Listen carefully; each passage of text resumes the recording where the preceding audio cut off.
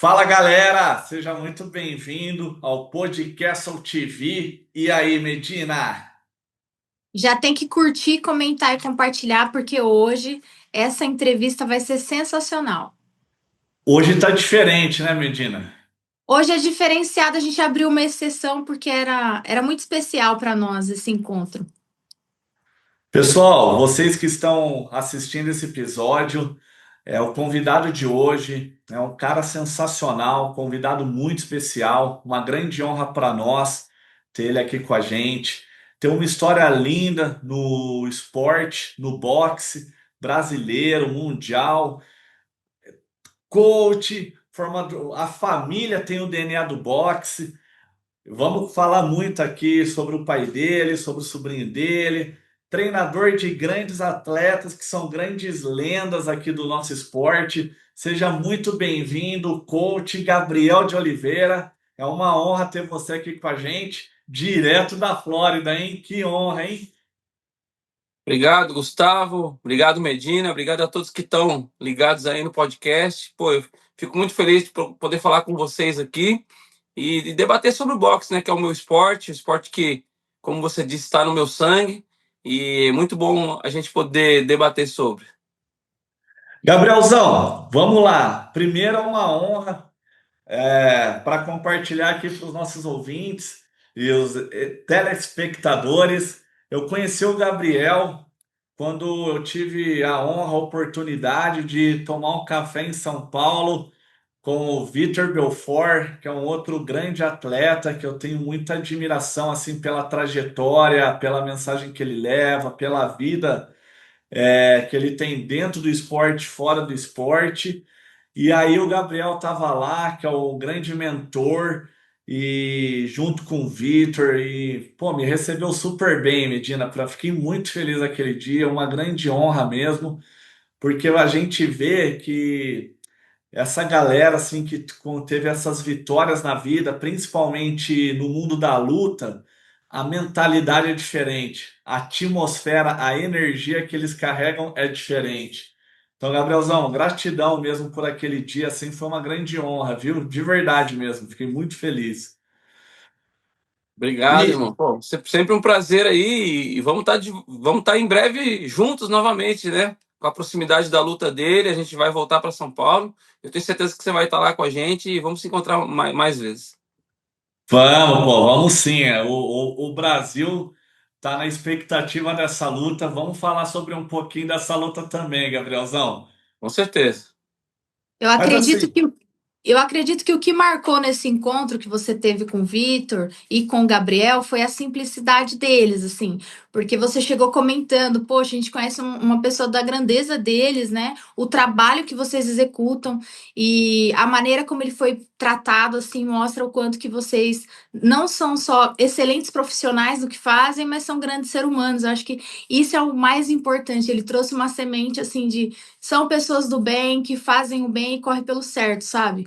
E me marcou muito a maneira como ele falou de vocês. Então, assim, eu fiquei bastante grata, porque a gente conhece muitas pessoas, como o Gu falou, a gente tem muitos artistas, muitas pessoas próximas, a gente tem essa rede de conexão, e é muito bom quando você conhece o seu herói de perto e você vê que ele realmente é uma pessoa grandiosa, não só pela excelência do trabalho, novamente falando, mas por ser uma pessoa que foi extremamente gentil com ele. E muito obrigado por esse carinho que vocês demonstraram por ele, mesmo sendo o primeiro contato ali, foi marcante. Ah, que isso. Eu acho que é o nosso dever é tratar todos da melhor forma possível, porque no caso do Vitor, vamos falar dele que é a pessoa, né, que é muito mais conhecida, né? Ele batalhou a vida inteira para que ele pudesse ter esse reconhecimento e quando ele vai receber alguém ou quando a gente vai receber alguém, tratar bem é o mínimo que a gente pode fazer, porque a gente só está na posição que a gente está por conta das pessoas que curtem o trabalho da gente, né, e gostam do trabalho e não foi diferente dessa vez e sempre que a gente encontrar alguém novo, né, a gente vai receber da mesma forma.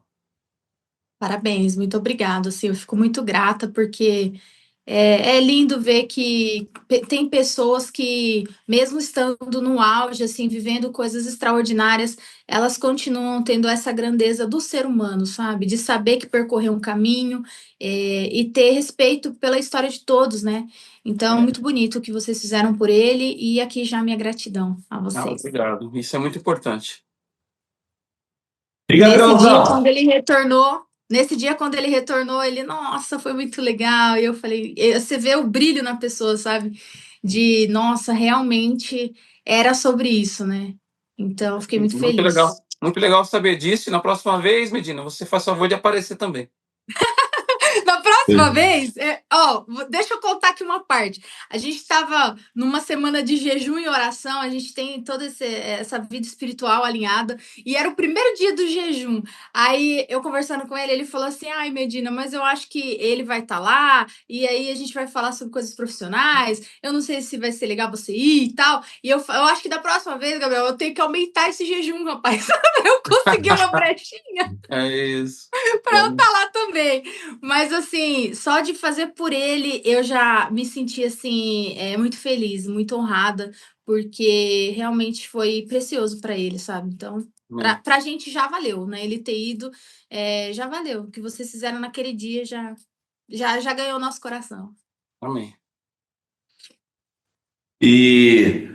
Vamos começar aqui então, né? Para a gente falar da história do Gabriel, do senhor Servílio de Oliveira. E aí, o primeiro medalhista brasileiro olímpico, Gabriel, do boxe. Servílio de Oliveira é uma figura icônica do esporte brasileiro, né? Ele é o cara que é o primeiro medalhista olímpico da história do boxe, dos esportes de combate de forma geral, porque a medalha do judô, que também é um esporte laureado, né? Só veio na Olimpíada seguinte, né, em 72, com Shakichi, né? Depois as medalhas do taekwondo vieram depois, né? O meu pai ganhou a 14ª medalha da história olímpica de um brasileiro, né? Naquela época que era muito difícil, onde não se tinha apoio, não se tinha quase nada, foi muito difícil, inclusive, para chegar nos Jogos Olímpicos, né? O meu pai foi um cara que ele tinha que trabalhar o dia inteiro na fábrica, né? Na Pirelli na época, né? E treinava quando podia de manhã, à noite, era difícil. Então é inimaginável nos dias de hoje você imaginar que algum atleta brasileiro conquistando uma medalha olímpica nas condições que tinha o meu pai naquela época. É inimaginável. Hoje em dia, a rapaziada tem uma condição muito boa e os resultados estão aparecendo, mas na época do meu pai, realmente era como tirar leite de pedra, e ele conseguiu fazer, e não à toa que é um cara reconhecido sempre por onde passa, o pessoal lembra do feito dele, muito embora já se passaram mais de 57 anos da conquista, né? Mas ele sempre é lembrado, principalmente nos anos de Olimpíada, né? E que legal que daqui a 3 anos, quando completar 60 anos da medalha olímpica dele, o meu sobrinho vai estar tendo a chance novamente de conquistar uma medalha para o Brasil aí.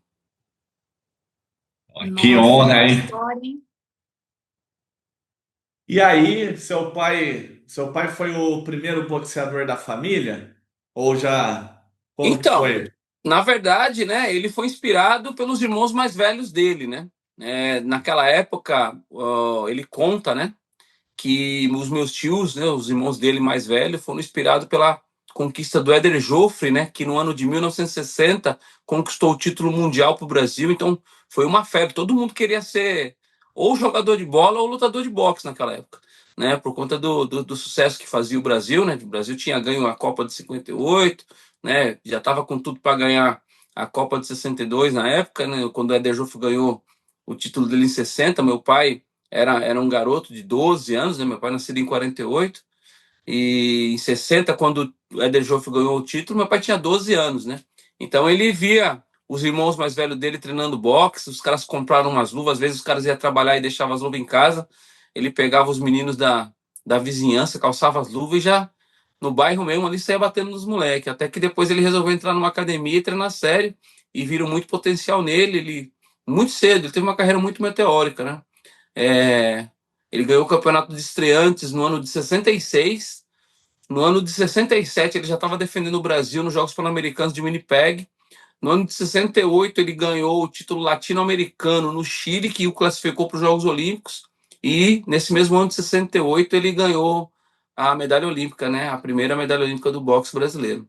Depois disso, né, ele ganhou um bronze, ele ganhou, né? Ele ganhou duas lutas na campanha dele olímpica, ele ganhou duas lutas.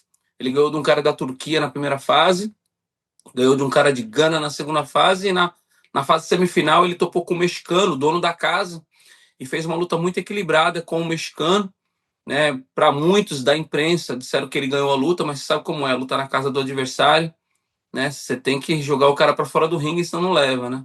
Aham. Mas ele na época ele conta que ele ficou feliz com a medalha de bronze e voltou realizado para casa. Ó, que honra, né? Representar o país assim a nível mundial. E é isso aí. E aí você e seu irmão, inspirado pelo pai, entraram nesse mundo também. É, eu com certeza, né? O meu irmão, ele entrou mais por minha causa, meu irmão mais novo, né? Ah, é? E ele entrou mais por minha causa mesmo, né? Ele veio na minha esteira, né? E aí agora tá o sobrinho, que é o terceiro no ranking mundial, é o primeiro na categoria, mas como que nível mundial o terceiro, é isso, Gabrielzão? Então, né, tem um ranking de uma entidade chamada BoxRec, que é o que rege o boxe no mundo, né? Ele é que o controla, né? Que certifica, né? As lutas dos lutadores, né? Então, teve que criar um ranking lá. E o Bolinha, ele é o primeiro do Brasil, né? Entre todos os pesos. Ele é o segundo do mundo, né, na categoria dele e é o terceiro do mundo entre todos os pesos, né? Esse ranking foi atualizado semana passada e a gente está muito feliz com esse desenvolvimento porque só vem a comprovar tudo aquilo que a gente sempre disse, né? Que o Bolinha é um dos melhores do mundo e tem tudo para conquistar a medalha olímpica, né? Ele foi, na minha opinião, duramente prejudicado nos Jogos Olímpicos de Paris, né, onde ele esteve lá lutando pelo Brasil. Já era para ele ter conquistado essa medalha e foi mais prejudicado pela arbitragem lá. E mesmo tendo ganho dois dos três rounds, ele perdeu a luta, uma coisa que é difícil de entender, Aham. mas é, mas assim, eu tenho certeza que na próxima oportunidade ele não vai deixar escapar, ele vai trazer essa medalha pra gente. Assim seja. Amém. Gabriel, você em algum momento pensou em ser o próprio ali boxeador ou você sempre teve o desejo de ser o treinador mesmo ali, essa parte de por trás, né, do atleta? Ou você já também chegou a dar uns golpes? Eu queria ser lutador, eu queria ser campeão. Eu tive a minha época, eu tive a minha passagem no boxe, né? Comecei a treinar boxe aos quase 14, né? Eu tinha 13 anos e 11 meses quando eu comecei a treinar boxe sério para poder lutar, né? E na minha trajetória como boxeador, eu fui campeão dos Jogos Abertos do Interior, fui campeão da Forja dos Campeões, eu fui bicampeão paulista, eu fui terceiro campeonato brasileiro e fui terceiro colocado no campeonato internacional no Chile. E quando eu tentava a equipe nacional que ia disputar os Jogos Pan-Americanos de Mar del Plata em 95 e consequentemente os Jogos Olímpicos de 96 em Atlanta, eu não consegui sucesso e resolvi parar de lutar para poder estudar e me dedicar a ser treinador, porque essa vida de lutador é muito difícil, né? E se você não estiver bem preparado, né, o boxe é um esporte que pode trazer consequências muito drásticas, muito graves, né? E eu decidi parar de lutar para me dedicar a estudar, né? Entrei na faculdade de educação física no mesmo ano de 95, né? No dia quando eu perdi a seletiva para os Jogos Pan-Americanos. Entrei na faculdade de educação física de Santo André e no ano de 96 eu já era treinador da equipe do São Caetano, que era capitaneada pelo meu pai. Meu pai era o coordenador técnico dessa equipe, lá em São Caetano do Sul, e eu comecei a dirigir essa equipe, porque quando eu parei de lutar, meu pai parou de ser treinador e dedicou-se a ser coordenador técnico. Inclusive, pelas mãos dele também, não sei se vocês sabem, ele fez um campeão mundial no profissional. O Brasil tinha apenas, até então, três campeões mundiais, né, que era o Éder Joffre, né, o Miguel de Oliveira e o Popó, né? E o quarto campeão mundial brasileiro no boxe profissional brasileiro veio pelas nossas mãos, treinado pelo meu irmão e orientado, né? Coordenado pelo meu pai, que foi o Valdemir Pereira, conhecido como Sertão, foi o quarto campeão mundial profissional do Brasil, era nosso atleta. Uau. Pô, aí sim, hein, Gabrielzão, aí a mentalidade é diferente. É. Gabrielzão, e assim, pô, eu vejo aí seus stories, eu vejo os grandes atletas que você treina, eu vejo, você mostra aí nos treinos a estrutura da academia, que você tá aí na Flórida, é top demais. E aí agora você tá treinando o Vitor Belfort para esse combate que vai ser, que o Brasil todo tá aguardando aí, essa revanche a segunda edição, né? Vitor e Vanderlei. E nessa sua trajetória toda aí do esporte, pô, desde o seu berço ali com seu pai, você, seu irmão, seu sobrinho, você ter feito a vida do boxe,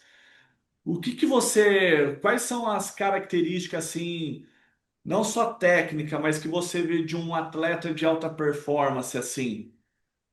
Ah, com certeza, o atleta ele tem que ter muita dedicação, né, e muita resiliência, porque nada é fácil, nada vem fácil. E mesmo você se dedicando, não é fácil, por isso que a resiliência vem também com um fator muito importante, né? Porque as coisas não acontecem da água para o vinho, não é. São poucos os casos de atletas que surgem como surgiu meu pai, assim, de uma hora para outra, o cara chegar do zero ao alto rendimento. Normalmente esse é um processo que leva anos, né? E de muita dedicação e resiliência e é difícil, viu? O caminho é difícil. Principalmente no nosso esporte, que é o esporte de combate, né? Onde a resiliência tem que vir dobrada, porque não é fácil ficar tomando murro na cara, não. É, né? Ô, E, Gabriel, eu fiquei interessada em saber como que foi essa sua transição aí pro MMA. Como que foi esse processo para você? Porque me parece que tudo também aconteceu com você, porque você é muito jovem, jovem ainda. Como que foi tudo isso para você? Então, veja só, por coincidência, né, eu já treinava, de certa forma, alguns caras do MMA quando eu era treinador de boxe, né? Mas, assim, mais especificamente, o meu trabalho de MMA começou justamente com o Vitor Belfort, né? Que eu entrei de cabeça no MMA. Eu treinava um ou outro lutador, o Daniel Grace foi o primeiro cara que eu treinei lá no São Caetano. A gente treinava o boxe puro, né, para competições de boxe, e ele era um lutador que ia lutar o Pride no Japão, e então ele ia lá, que ele morava na região ali, ia treinar com a gente para pegar um pouco do boxe, mas eu nunca foquei no MMA nessa época dele, né? Treinava boxe para boxe. Mas quando eu recebi o convite do Vitor Belfort no final de 2011 para poder fazer parte do camp dele em Las Vegas, né, para a luta que ele teve com o Anthony Johnson, que foi no começo de 2012, foi quando eu entrei definitivamente de cabeça no MMA. Nessa época eu tinha saído da seleção brasileira de boxe, né, fui técnico da seleção brasileira de boxe entre os anos de 2002 a 2010, né? Eu fui técnico da seleção brasileira e nesse ano de 2011 eu estava fazendo trabalhos à parte em academias de fitness, estava trabalhando no Palmeiras também com o Paco Garcia, que é um dos meus mentores e hoje voltou a ser técnico da seleção brasileira, mas eu estava numa academia dessas de fitness e o Vitor Belfort estava lá para fazer um trabalho com o treinador dele lá de jiu-jitsu. Ele tinha chegado mais cedo, estava esperando o treinador dele, ele me viu lá e falou: professor, vamos fazer uma manoplinha e tal. Falei: beleza, vamos. Ele gostou do trabalho, falou: pô, você tem passaporte, visto? Eu falei: tenho, pô, vamos passar uns 15 dias comigo em Vegas. Eu falei: vamos. Vamos amanhã. Eu falei: não, amanhã, calma, né? Sim, tem umas coisas para fazer. Mas aí ele gostou tanto do trabalho que em vez de ficar 15 dias, eu fiquei 45 dias com ele lá. A gente trabalhou para essa luta, ele ganhou a luta. E depois, quando eu voltei para São Paulo, eu decidi emigrar para um time de MMA que era em Brasília, né? Eu tenho uma história também lá em Brasília. E eu fiquei nesse time de Brasília 7 anos, né? Um time de Brasília. E quando eu tinha um atleta chamado Renato Moicano, não sei se vocês conhecem. Renato Moicano, ele decidiu vir para os Estados Unidos. Ele resolveu me trazer com ele porque ele gostava muito do meu trabalho com boxe, mas ele queria buscar outras modalidades, como o wrestling, que é uma coisa que a gente não tem tanto no Brasil, ou pelo menos não tinha naquela época, né, de 2018, não tinha tanto wrestling de qualidade. Então a gente resolveu vir para os Estados Unidos para poder aprimorar essa capacidade dele e acabou me trazendo com ele, né, na mala, e eu acabei ficando, né, e foi assim minha introdução no MMA. Que legal. E como que foi para você acompanhar esse desenvolvimento aí dessas lutas e tudo mais, tendo aí o seu pai como uma referência maior, nítido, né? Que você tem ele aí, um grande carinho pelo seu pai, essa admiração que eu acho que vai além de pai e filho, né? Como que é para você olhar como era a luta antes e como é hoje com a internet, com as redes sociais, a parte do mental mesmo do atleta, que é isso que você provavelmente trabalha bastante. Como que é? Conta um pouquinho pra gente. Então, tem dois lados, né? Tem um lado do esporte, do que a gente faz como esporte, que é a nossa profissão, e tem a outra parte que para os outros é o entretenimento, né? E muitas das vezes as coisas se misturam, né? Porque quando a gente treina todo dia na academia, né? A gente está é, tá visando rendimento, né? Visando competição, mas a gente sabe que o público que vai comprar isso daí, ele compra como entretenimento, então ele quer ver o show, né? E então a gente tem que preparar o atleta, né, para que ele saiba que ele, no bom sentido da palavra, ele é um produto e ele tem que vender, né? Tem que saber vender para poder se valorizar, né? É importante que o cara ele tenha uma boa dicção, é importante se ele puder falar idiomas é importante também, porque tudo isso valoriza o passe do camarada. Porque queira ou não queira, né, onde o esporte acontece de forma massiva, né? Essa é aqui nos Estados Unidos, né? Você vê, por muitos, o sonho de todo lutador de MMA é lutar no UFC, né? O UFC é uma empresa aqui dos Estados Unidos, né? Já foi brasileira, mas hoje é dos americanos, dos chineses lá.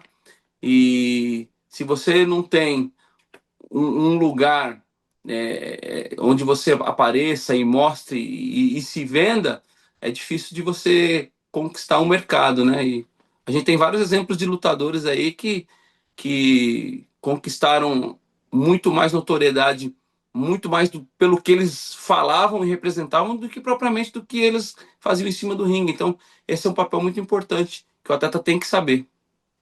Tem que saber lidar com isso daí, porque acaba sendo também algo passional, né? Tem essa paixão da galera que acompanha esse tipo de esporte, e aí é aquela história, é o herói, né? A Ah, gente com até falou certeza. sobre isso aqui, então acho que é algo que encanta também o público. E o Vitor, ele trouxe essa visibilidade também para o esporte. Você ser parte desse time dele, como que é para você tudo isso? Assim, vendo a forma como ele levou você, já queria levar no dia seguinte. Como que foi essa fase, assim, esse É, tempo? O que você tem para contribuir, assim, de alguma história que você viveu nesse período pra gente?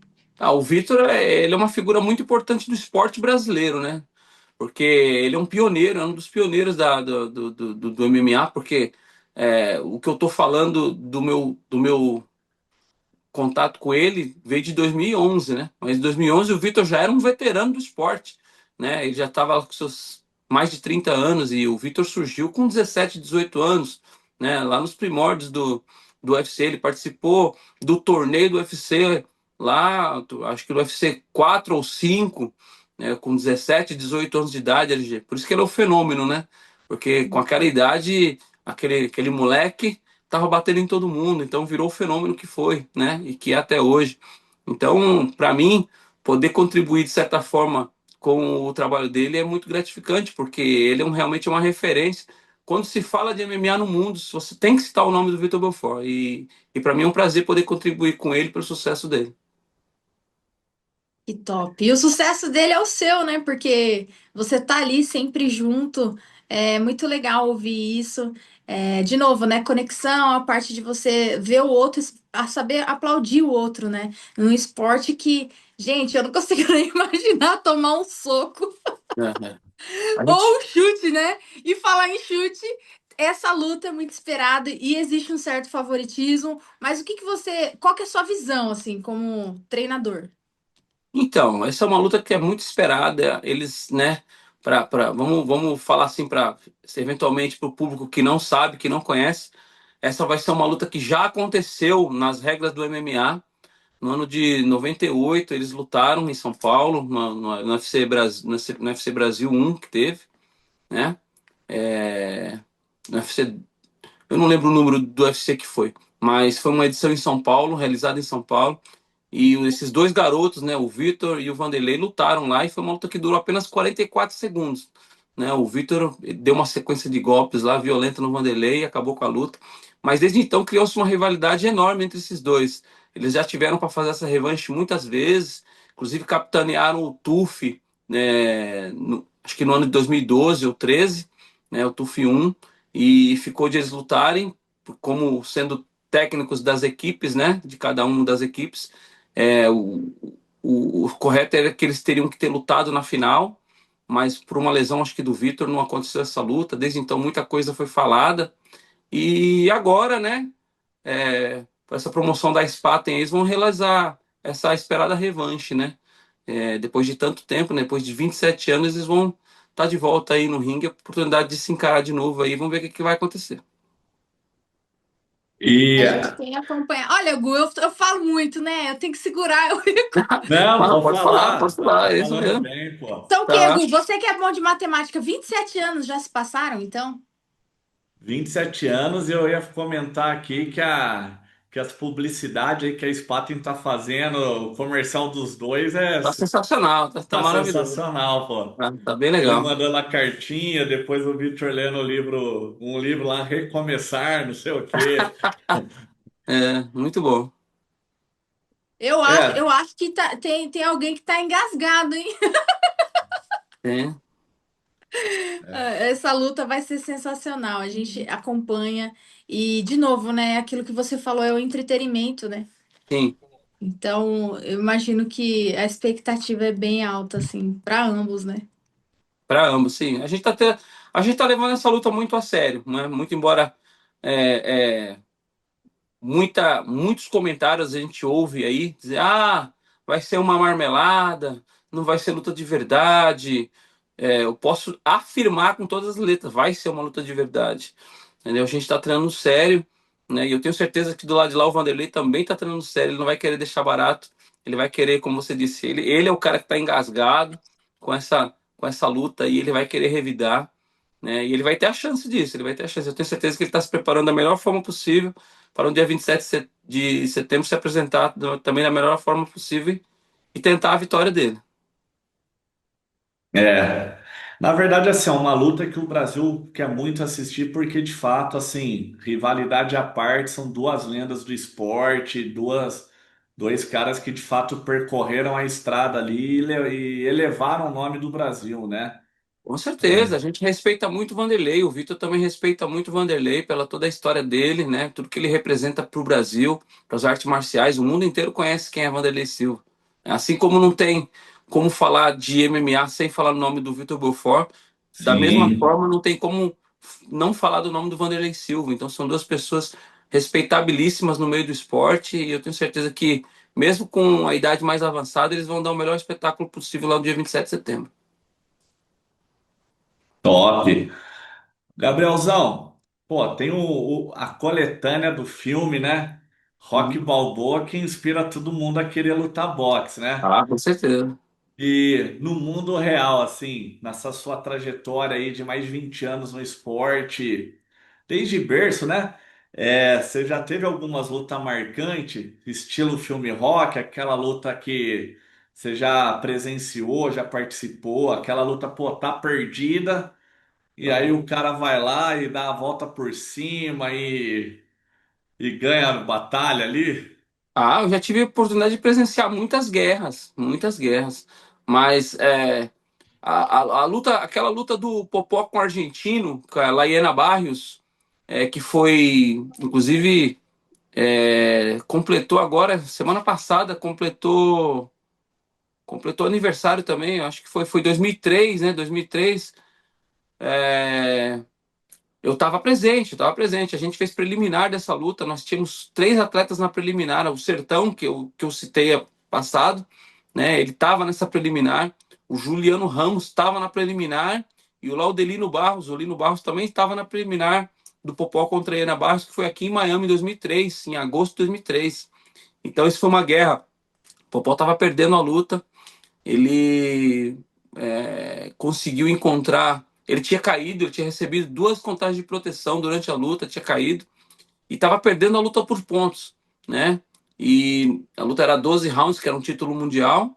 E no 11º round, ele consegue conectar um golpe forte no argentino. O argentino cai meio balançado aqui assim. E a luta estava quase para parar.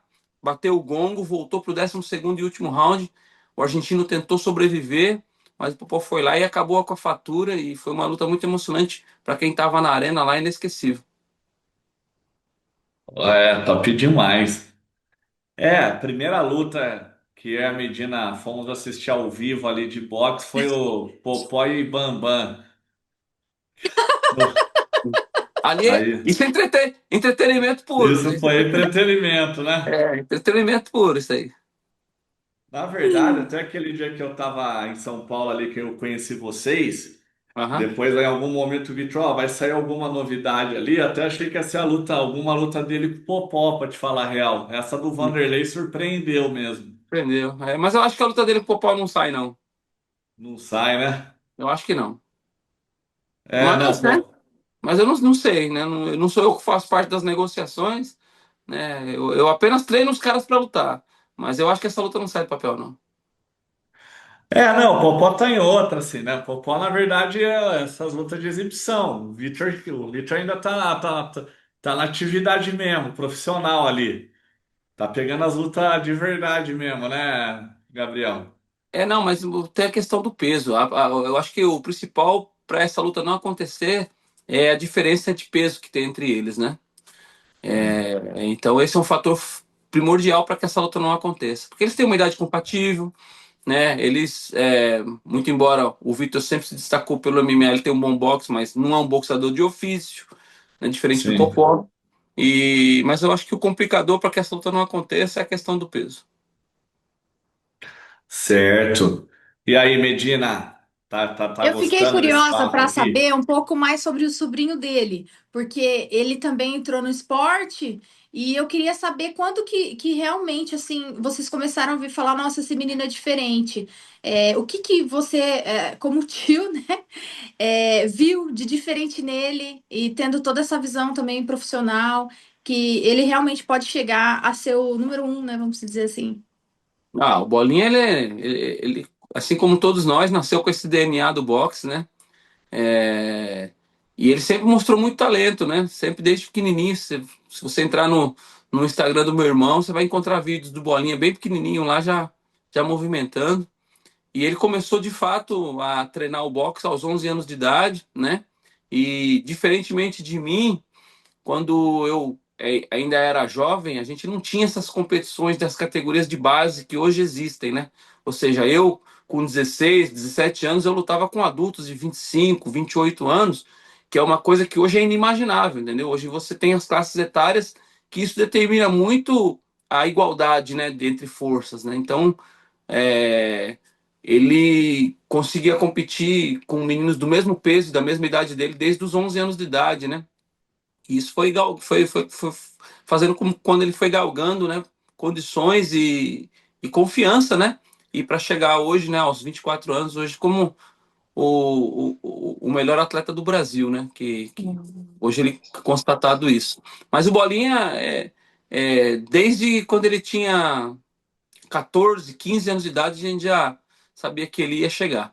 Ele sempre mostrou muita qualidade, né? E a gente teve que até insistir um pouco no começo para que o pessoal da seleção o acolhesse, né? Porque quando ele fez o primeiro campeonato brasileiro dele, ele perdeu. Isso, aos 16 anos de idade. Inclusive, foi a última derrota do Bolinha no Brasil. Então, desde então, ele nunca mais perdeu no Brasil. Faz 8 anos isso. Ele entrou na seleção no ano seguinte, né? E praticamente treinando na casa do meu irmão, no porão lá, ele conseguiu ir para o campeonato continental em Colorado Springs e ganhou medalha de ouro, que classificou ele para os Jogos Olímpicos da Juventude de Buenos Aires em 2018, onde ele ganhou a medalha de bronze. né? E desde então ele só na crescente. Ele era para ter estado nos Jogos Olímpicos de Tóquio 2020, 21, mas por conta da situação da pandemia, né, as competições classificatórias para os Jogos Olímpicos não puderam acontecer e a AIBA, que era o antigo órgão que cuidava do boxe, eles resolveram criar um ranking que classificava os atletas por ordem de ranking para poder participar dos Jogos Olímpicos, que como meu sobrinho ele tinha recém saído da classe juvenil, ele não tinha pontos suficientes para a classe adulta, porque o juvenil não pode participar dos Jogos Olímpicos, né? Os Jogos Olímpicos é a competição de adultos, entre 19 a 40.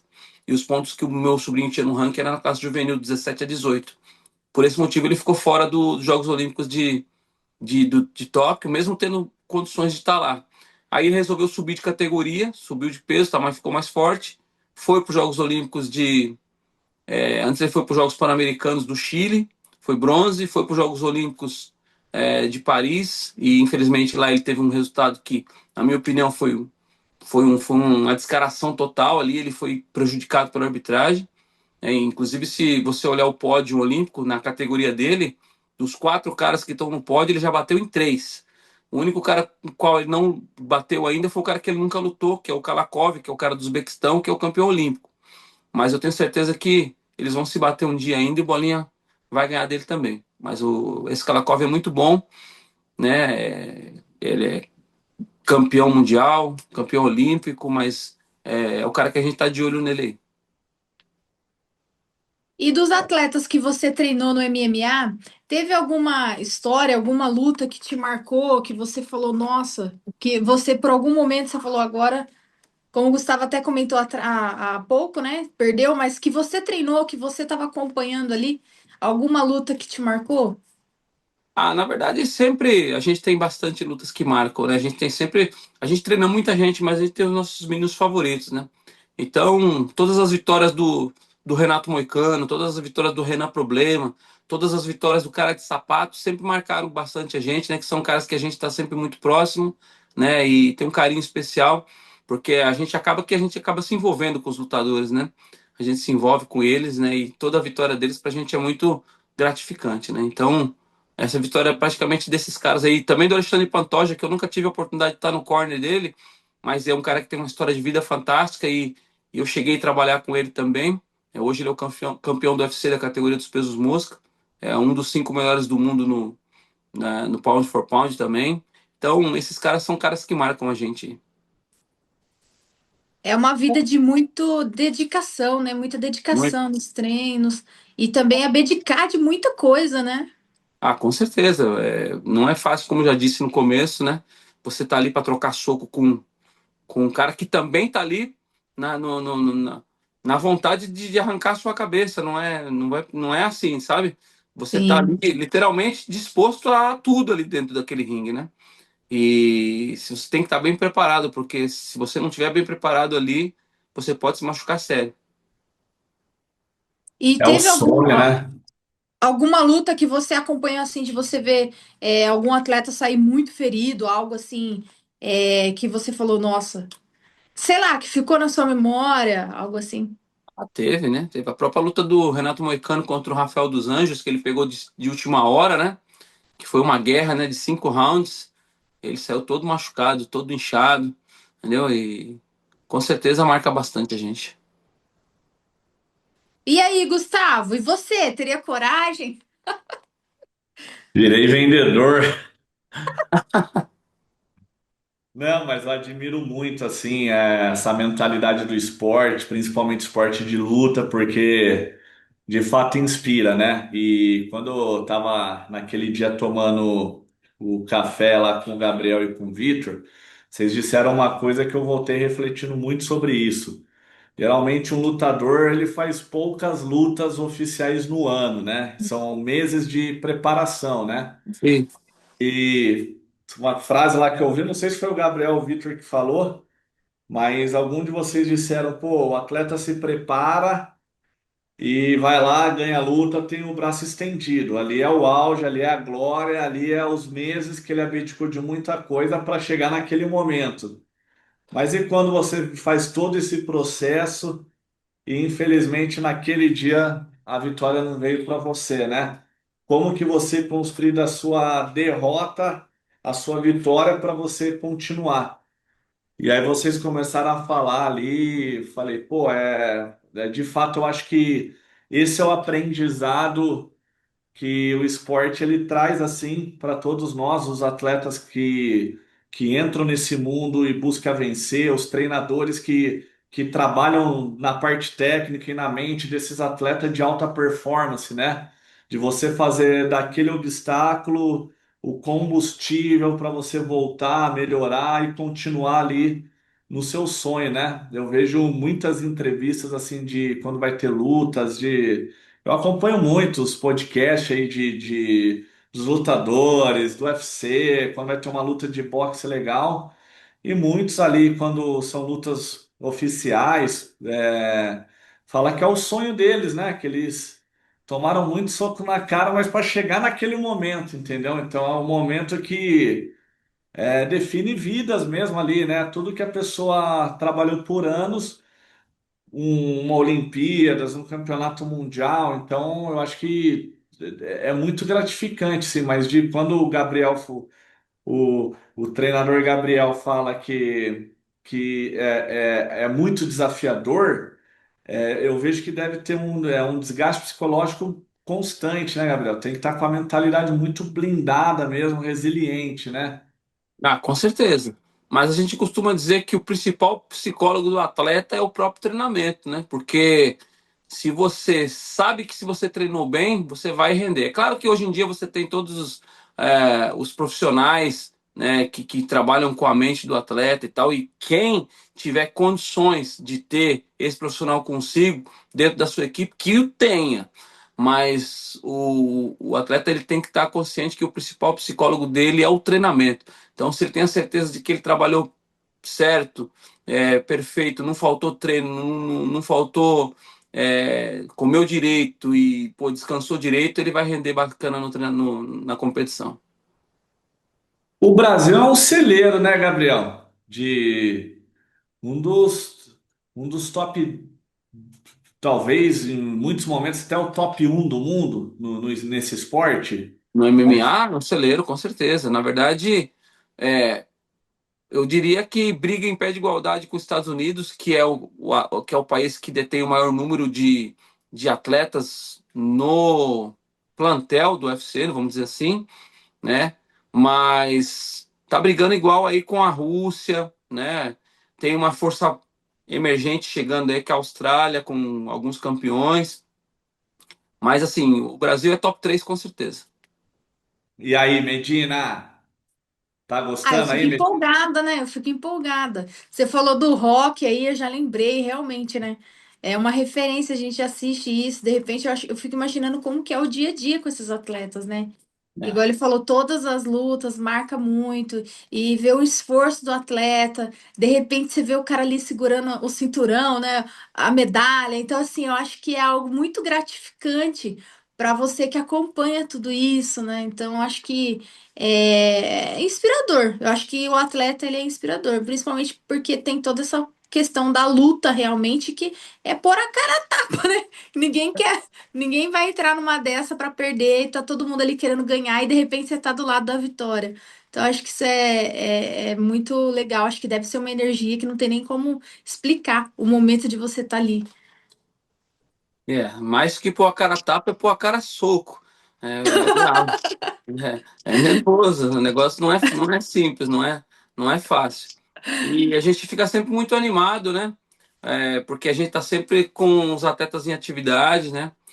Hoje nós estamos próximo aí de mais dois compromissos importantes. Antes da luta do Vitor, a gente tem duas lutas importantes chegando, né? Eu tenho uma luta agora na semana que vem, dia 21, quinta-feira, a final da PFL com o Cara de Sapato, que inclusive é um atleta que é bastante conhecido por ter sido campeão da edição de 2021 desse evento. Ele já foi atleta do UFC também e também participou de um reality show muito conhecido no Brasil.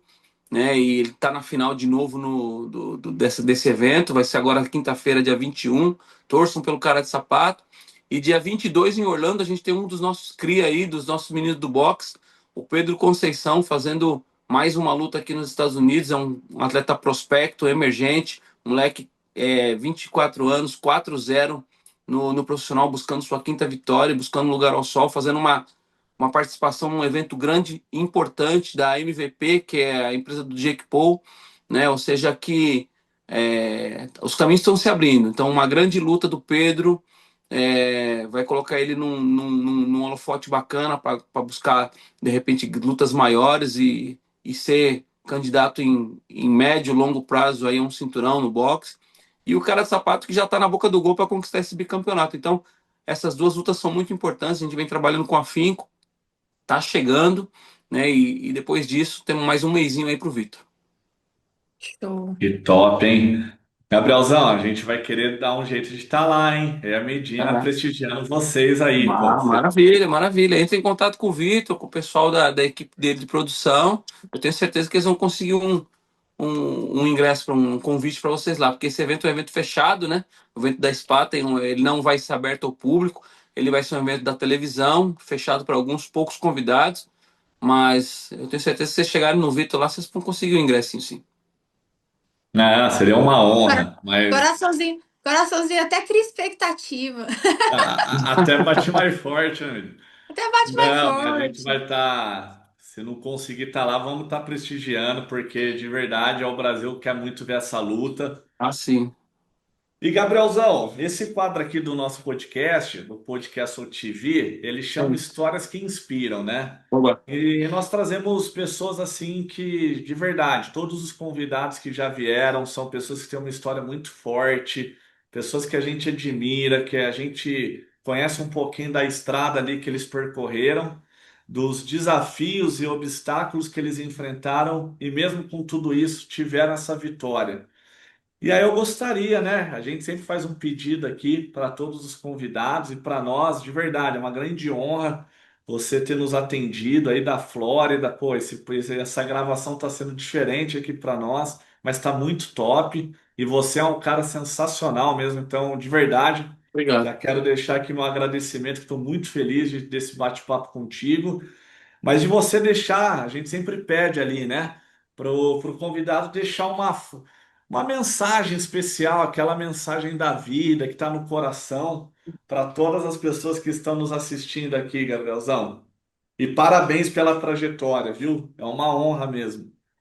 Ah, obrigado, obrigado. Eu fico muito feliz de estar podendo compartilhar as minhas experiências dentro da modalidade. E eu acho que isso só pôde ter acontecido porque eu fui um cara que sempre batalhei por tudo que eu quis. Nunca foi fácil para mim ser filho de quem eu sou, buscar o meu espaço, porque eu sempre tive aquela desconfiança, só tá ali porque é filho de servir e tal. E eu vou te dizer até que em certo momento da minha carreira me atrapalhou ser filho de servir, né? Porque meu pai sempre foi um Aham. cara que sempre bateu de frente com as pessoas e tal. Então eu tive que conquistar as minhas coisas. As lutas que eu ganhei foi porque eu ganhei. Quando eu cheguei na seleção brasileira de boxe, eu cheguei porque eu tinha resultados no clube, né? E hoje eu sou treinador internacional porque eu conquistei uma carreira, né? Então hoje eu sou um cara reconhecido e valorizado pelo meu trabalho. E a mensagem que eu tenho para dizer para vocês é que se você correr atrás daquilo que você quer, você vai conseguir. Porque se o camarada que saiu lá da Zona Leste de São Paulo, entendeu? A dificuldade toda que a gente teve quando eu era mais jovem, sem tanto apoio financeiro, né? Apenas só com um sonho, uma luva de boxe pendurada no pescoço, entendeu? Todo mundo pode conseguir. Então, basta você correr atrás que você vai conseguir. E top, hein, Medina? Que Que isso, honra, hein, hein, Gu? Medina? O Top. camarada é gente boa. Uma É. história incrível, hein, Gu? Sensacional. É um prazer, foi uma honra para a gente gravar com você, ter disponibilizado esse tempo, né, para estar aqui falando com a gente. Muito obrigada. A gente realmente admira a sua carreira, conhecer um pouquinho mais de você, dos desafios que você passou, da sua família, que é uma família grandiosa aí no mundo do boxe. E parabéns pela sua resiliência, por onde você está chegando. Ainda mais lugares você vai alcançar através do seu trabalho, da sua dedicação. Então, muito obrigada. A gente se sente privilegiado em ter esse momento do seu tempo, né? Que é tão precioso. Obrigado, Medina, pelas palavras. E eu estou sempre à disposição de vocês, do você, do Gustavo. Sempre que vocês quiserem bater um papo aí, eu estou por aqui. Estou sempre disponível. É isso aí, galera. Curte, comenta, compartilha, manda para aquele seu amigo ficar inspirado e ficar ligadão, hein, para ver essa luta, porque não pode perder, hein, galera. É isso aí, valeu, valeu, valeu, galera. Valeu, Gabrielzão. Fala pessoal, aqui é o Gustavo Martinez e eu tô gravando esse vídeo porque eu tenho uma mensagem muito especial para você. É sobre o meu livro Princípios Poderosos para Recomeçar. Nesse livro eu compartilho muitos princípios e estratégias de pessoas que passaram pelo deserto, pelo fundo do poço, mas desse cenário adverso construíram a sua melhor versão, os seus maiores resultados. Esse livro ele conta com o prefácio do Oscar Schmidt, é um livro com foco em autoajuda, desenvolvimento pessoal, traz uma mensagem bíblica, traz mensagem de esperança e tá estourado em venda. Eu tenho certeza que se você se permitir aplicar esses princípios na sua vida, você vai transformar seus pensamentos, suas atitudes e como consequência seus resultados. Você encontra esse livro no link abaixo e nas principais livrarias do nosso país. Grande abraço, recomeçar, fundo do poço não é o seu lugar. Valeu!